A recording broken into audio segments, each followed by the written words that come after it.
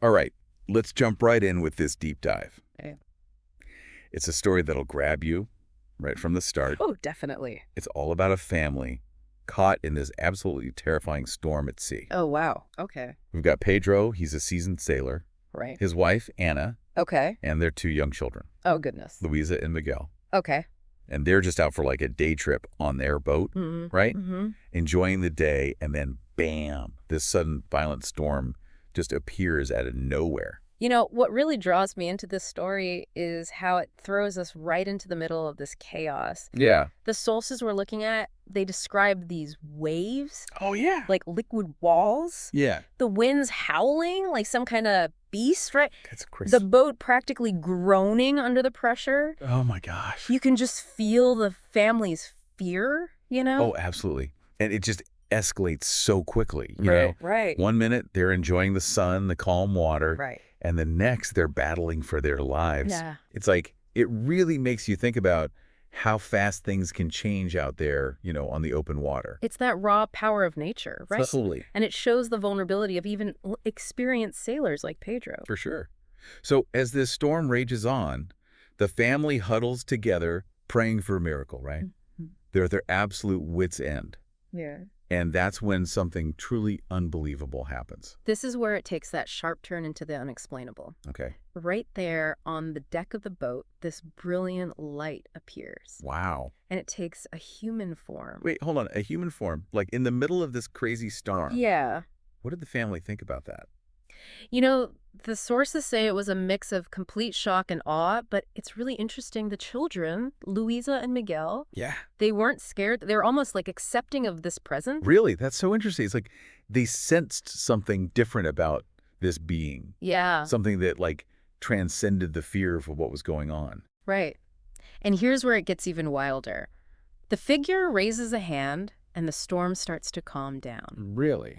Waves settle, the wind dies down. It's like someone just hit the pause button on all of Mother Nature's fury. Oh, come on. That sounds like something straight out of a movie. Yeah. Are we talking like divine intervention Yeah, here? right. Was this an angel sent to save them? That is the big question, isn't it? Yeah. Pedro and his family, they were absolutely sure it was an angel. Wow. They say the figure just radiated this sense of peace, Really? this calmness that seemed to just fill the air around them.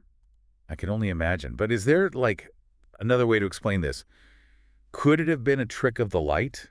Mm-hmm. Or like a hallucination brought on by the terror of the storm? You know, those are possibilities we got to consider. Yeah. When you're in a life or death situation like that, our senses can easily play tricks on us. True. Your mind, especially under that extreme stress, it can make up some pretty unbelievable things. That's very true. Yeah. And let's not forget, like, the human brain is wired to find patterns, right? To try and make sense out of chaos. Yeah. So could they have, like, unconsciously interpreted this figure, like, based on their beliefs, you know, their cultural background? Yeah, that's super important. We can't ignore that cultural context, right? Right. Stories of divine intervention, angels, miracles, it's woven into so many cultures. It's true. So it's natural for them to draw on those stories when trying to explain something so unexplainable. Right. So we've got these compelling possibilities here, right? Yeah. Divine intervention, maybe some misperception, the influence of these deep-seated beliefs. That's like a puzzle. It is, with all these different pieces. And each piece gives a whole new perspective. Exactly. And I think what makes this deep dive so different is that source material doesn't give us one answer. Yeah. It leaves it open for us to consider these different possibilities. Absolutely. To look at the evidence and make our own conclusions. Which is what makes this deep dive so much more than just a cool story. Yeah. It makes us think critically, question what we assume, and explore what we believe versus what we can actually prove. Right. But before we go any further, I think it's time to uncover another layer to this story. I agree. There's more to this encounter than just the event itself. Yeah. We need to look at how it impacted Pedro and his family later on. Yeah, their lives were completely changed by this experience. For sure. And that's what we'll pick things up in part 2 of this deep dive. Awesome. We'll dig into how this experience shaped their beliefs, Mm-hmm. their relationships, and how they understood the world. Absolutely. All right, so welcome back to this deep dive. In part 1, we left off with Pedro and his family facing this horrific storm at sea, Right. and then encountering this mysterious, like, luminous figure Yeah. that kind of just popped up as the storm started to die down. Yeah, that encounter definitely left us with some questions. Oh, yeah. Like, did they ever actually figure out what they saw? Right. And what about the impact of such a crazy experience? Like, how did it change their lives? Yeah. And that's exactly where we're headed now. Okay. Shifting gears to, like, the aftermath of everything. Okay. Focusing on how this whole experience really stuck with Pedro and his family. Okay, so let's break this down. What did their lives look like after going through that whole ordeal? The sources we have tell us that Pedro, Ana, even the children, Wow. they never questioned what they saw. Really? For them, it was like confirmation of their faith. Yeah. Proof that something beyond the ordinary exists. So they were completely convinced it was an angel, right? A divine being stepping in to save them. Absolutely. And that belief, that shared experience of something unexplainable, it became a cornerstone of their lives. Interesting. It was a story they told over and over again. Right. And every time, it solidified their belief. Yeah. Strengthened their bond as a family. It's crazy how an experience like that, something that you just can't easily explain, Right. can have such a huge impact on a group of people. Shared stories can be incredibly powerful, you know? Yeah. They shape how we understand the world, Right. our relationships with each other, Mm-hmm. even our own sense of who we are. And in their case, it seems like this story of divine intervention, it gave them comfort, Oh, yeah. like a way to make sense of all the craziness they went through. Exactly. It gave them a way to understand how unpredictable life can be. Mm-hmm. A reassurance that even when things seem impossible, there might be something, some force looking out for them. But wouldn't this also make them, I don't know, less careful in the future? Uh-huh. Less likely to, like, prepare for another storm if they think they're always going to be protected by a higher power? That's a really good question, and it's something we often grapple with when we look at these stories of divine intervention. Yeah. Does believing in miracles make us complacent? Right. Like we don't need to take precautions anymore. Exactly, because even if you believe in a higher power, doesn't it still make sense to, like, take responsibility for your own safety, Absolutely. prepare for the worst, even while hoping for the best? I think that's a super important point to consider. Yeah. Even when we talk about faith and divine intervention, there's still a place for us to take action, Right. to reduce risks and keep ourselves safe. For sure. But I think we also can't forget another really important part of this story, What's that? the psychological impact on the family. Right. They went through something truly traumatic. Yeah. How did that affect them mentally and emotionally? We have to acknowledge that even though their belief in divine intervention might have given them comfort, Mm-hmm. they still went through something terrifying. Of course. The storm, the fear, the feeling of being helpless, that can leave a lasting mark. So even though they made it out of the storm physically unharmed, Yeah. they could still have these emotional scars. Exactly. And this brings us to a really fascinating overlap between psychology and spirituality. Okay. We often think of those as totally separate things, Right. but they're actually deeply connected. How so? Well, think about it. Traumatic experiences can trigger a bunch of psychological responses, Yeah. anxiety, fear, even PTSD. Right. But for some people, these experiences can lead to like a stronger sense of spirituality, a search for meaning and purpose in the face of suffering. So could it be that the storm, the encounter with that figure, and their belief that it was divine intervention, could that have been their way of coping with the trauma? Yeah, Of finding meaning in something that seemed meaningless?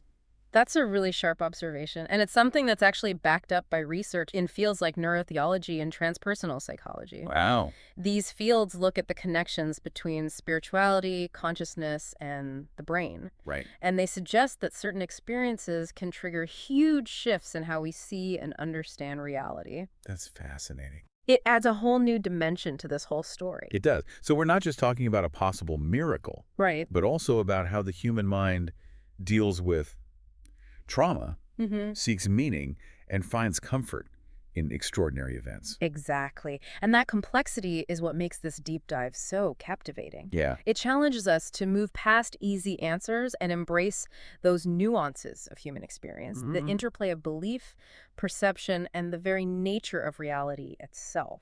Okay, so we've talked about the aftermath, the family's rock-solid belief, Yeah, the psychological impact of the storm, right. even touched on these mind-blowing connections between spirituality and psychology. Yeah. But there's one more layer I'd love to explore. Oh, okay. What else is on your mind? Well, we've been really focused on Pedro and his family's perspective. Yeah. But what about the bigger picture, the cultural context? Hmm. We talked earlier about how stories of divine intervention are like woven into so many societies. Right. So how does their experience fit into all of that? That's a great point. We can't fully understand this story without considering the cultural background it's set against. Right. Think about all those angel stories in different cultures. Yeah. The stories about divine beings getting involved in human affairs, Mm-hmm. offering protection, guidance, or even warnings.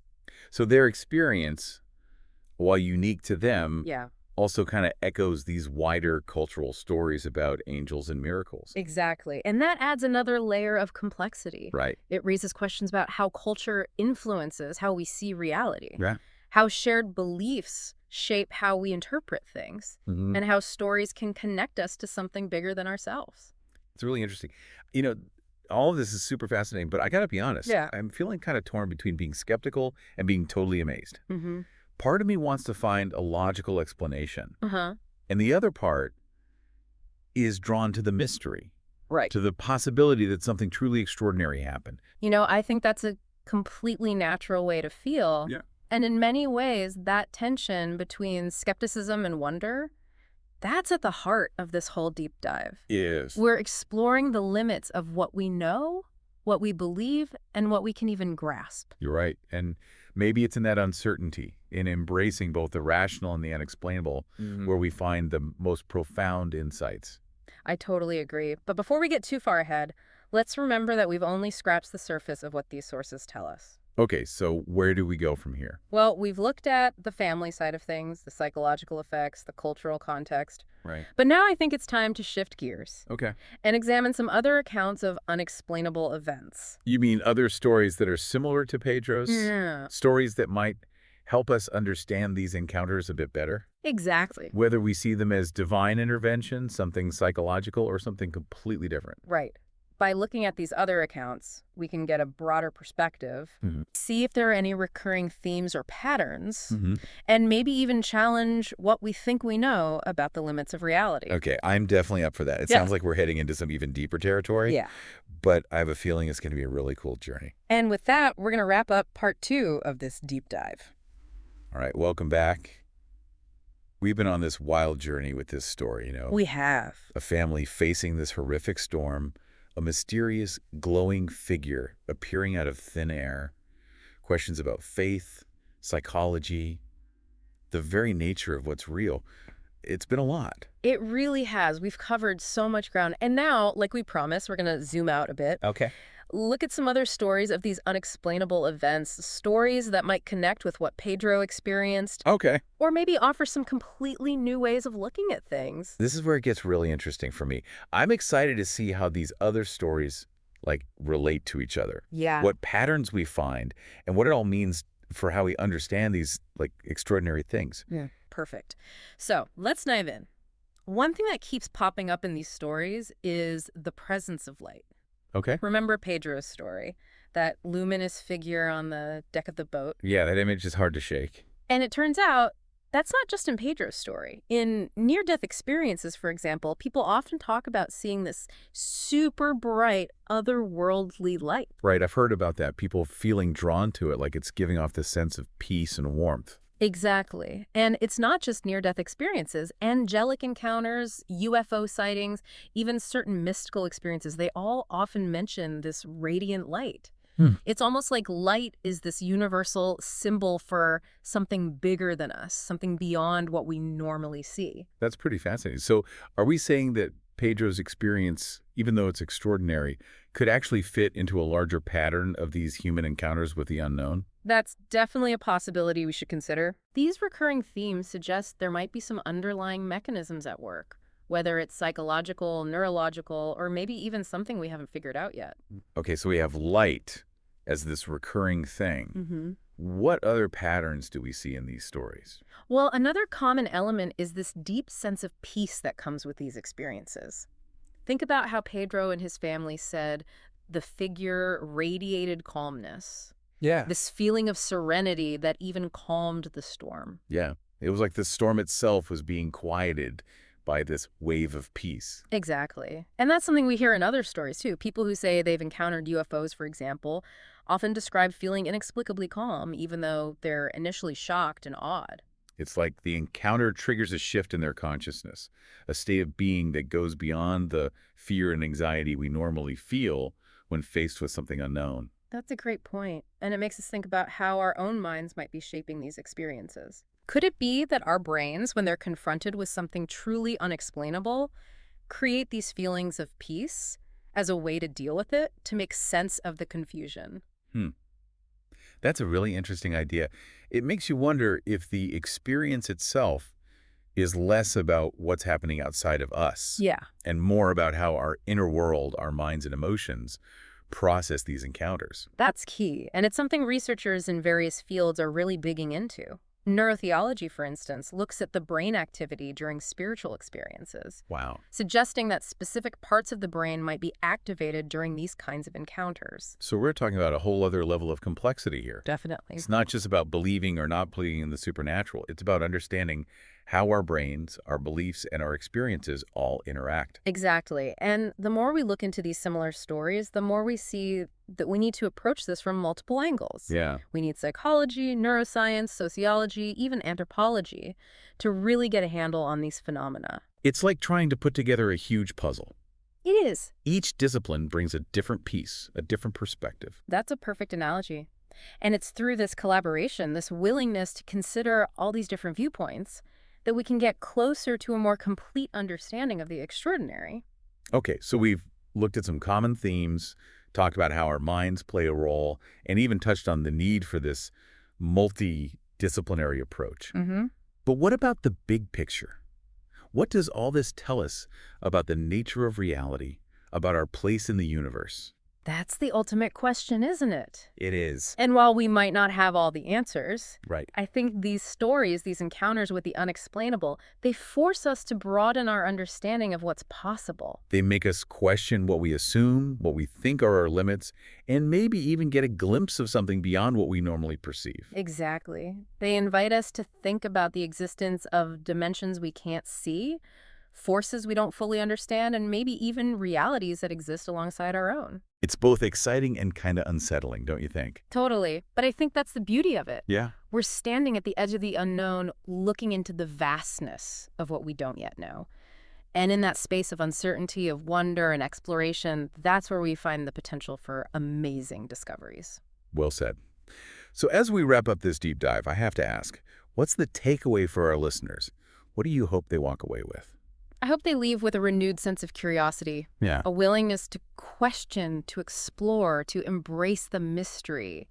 The world is full of amazing things, and sometimes the most enriching experiences are the ones we can't easily explain. I couldn't agree more.